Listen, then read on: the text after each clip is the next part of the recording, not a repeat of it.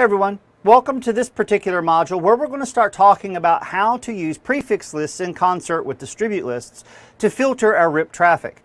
Now, what we need to realize here is that we need a prefix to work with. Now, what I'm going to do is I want to do pretty much, we'll start very coarse instead of very fine. So what we do know is that R22 in our data center is learning prefixes from both R2 and from R3. And it's going to be all the prefixes that are actually being learned on all of their individual links that they're advertising to us. So right now, if I come up and pick any interface, just do a trace route to 11, 11, 8, 11, I'm going to be load sharing and I'm going to be actually traversing both R2 and R3 as I send my data through my infrastructure.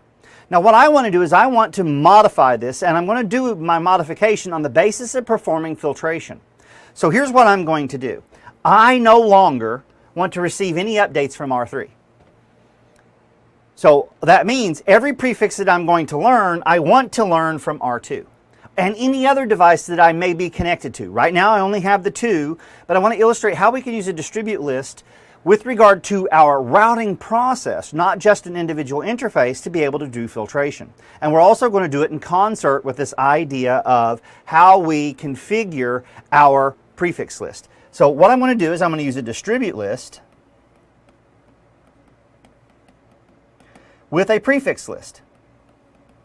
Now the prefix list gives me some advantages. It gives me the capability of being able to support or sort on a network or a range of networks. Also, using the distribute list, I can also specify something called the gateway. Now, the prefix is going to be the networks that I want to perform filtration for. The gateway is going to be indicative of the source or the via field whereby I learned those prefixes. Let me take myself out of the equation here and let's illustrate that. So show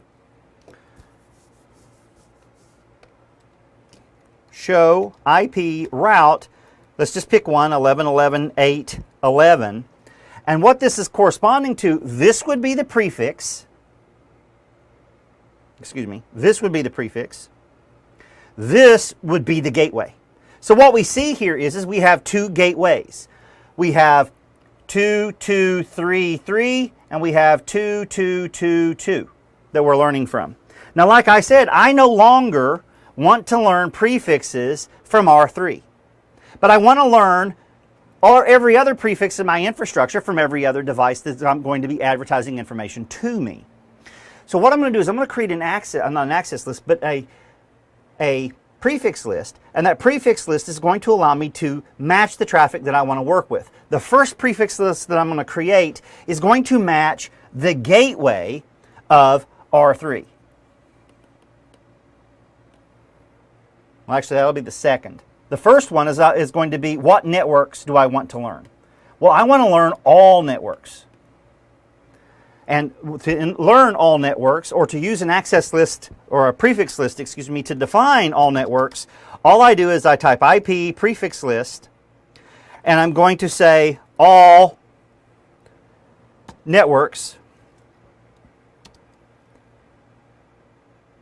Once I've got that, I'm going to give it a sequence number. Say sequence 10, and I'm going to say permit, and then I need to define what I'm going to permit. Well, I want all networks. Well, this is a representation of all networks, 0, 0, 0, or 0.0.0.0/0.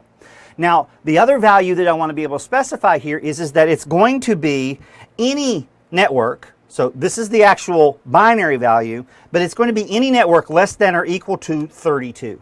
So that's going to match every prefix that I could possibly be interested in my topology. And I'm going to use that for all networks. Now the other part of the scenario is I need to match the gateway that I don't want to learn prefixes from. We said that was going to be R3. So here's the form that's going to take. What I'm going to do is I'm going to say IP prefix list, and I'm going to say except underscore from underscore R3. Sequence 10, and I'm going to say deny, and the identity of that device is going to be 10.1.223.3/32. I'm going to match it exactly. But the thing is I've still got this idea of an implicit deny now. So what I'm going to do is I want to permit everything else. So I'm going to say IP prefix list except from underscore R3 sequence 20 permit 0/0 less than or equal to 32. So now I have two IP prefix lists that I can work with. I have the one identifying the network, and I have the one with 2 lines identifying the particular device that I want to deny traffic for. So let's take a look and see what happens when we apply this and how we apply it. Router RIP, distribute list, prefix. Now notice I'm going to specify the prefix that's going to identify the networks that I want to learn. Well, I want to learn every network there is. So I'm going to say all networks. Then I'm going to specify my gateway. So I'm going to say except from R3. So I'm going to say gateway, paste, except from R3. And I'm going to do this in. And if I specify an interface, it's going to do it on the basis of that interface that I specify, which means it's going to make it very, very granular. But if I leave the interface off, it's going to look at it from the perspective of information coming into the routing process. So let's leave that exactly the way it is. So right now what I'm going to do is I'm going to come up here and say prefix list, all networks, gateway, except from R3 in. Now let's see what happens. So we know R3 is connected to serial interface 2/1. So show run, show IP route, pipe include via, we'll just do 10.223.3. Now notice what's happening here. All of my timers have exceeded 30 seconds. They will quite literally exceed 1 minute, which they already have. So now we see that every interface or every prefix we're learning on serial 2/1 is expiring out of our table. Let's look at everything else that we have. Show IP route 11.11.8.11, and let's see what we've got. Well, right now we have R2, which we're learning the prefix from, and R3, which we were learning it from, but we haven't received any refresh information. So now, see what we have. Show IP, or let's go ahead and clear the process. Clear IP route star. Show IP route for 11.11.8.11, and now I only have the one interface. Serial 2/0, which means now that route is going up to R2, and from R2, it's going to be traversing my infrastructure. Let's find out what path it actually takes. How do we do that? Trace route. Trace route's a handy, handy tool. So trace route to 10 or 11.11.8.11. Notice it went from R22 to R2 to cat1 to R1. Now, the point here is if I should lose this connection, config T, interface S0, or S2,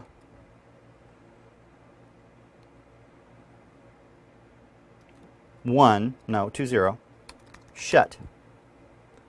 Do show IP route 11.11.8.11 or 0. Notice it's no longer going to be in my table. It's no longer going to be in my table because I have written a clause, a policy that says I'm not going to ever place anything that I learned from this particular gateway into my routing table. So what I've done is I've created a situation where I had failover, but now if I lose a link that I'm currently up and operational for, I cannot fall over to the other one because the distribute list is going to prevent that prefix from ever being installed in my routing table. So as you can see, it's a handy tool, but it has its drawbacks. So before I forget, I want to do a no shut. Show IP route, RIP. Let's just wait for it. We should start learning prefixes here shortly. Show IP route, RIP, nothing yet.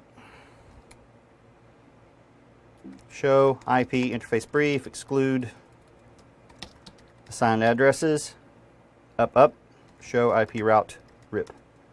Still nothing. Show run section router. Prefix list, everything's still in place. Show IP route. There we go. Again, it's just an issue of being patient. So now again, trace route 2, 11, 11, 8, 11. And now I'm not load sharing, I'm just going straight through R2. R2 to Cat1 to R1. So this illustrates how I can use my gateway command in concert with my prefix in order to be able to not just take out entire sections or entire networks, but I can actually specify networks that are being advertised from specific, I don't want to say neighbors because it's RIP, but specifically from other RIP speakers based on the IP address on the link with which I'm connected to them. This could come in very, very handy if I had many devices connected over, say, like an Ethernet connection, and I wanted to reduce the amount of information being exchanged across my link. So again, basically it just drives home the point that we have lots of tools that allow us to be able to do filtration and removing prefixes from our routing tables. So let's continue this conversation because there's still other tools, and we'll talk about those in the next video. I'll see you guys there. Bye-bye.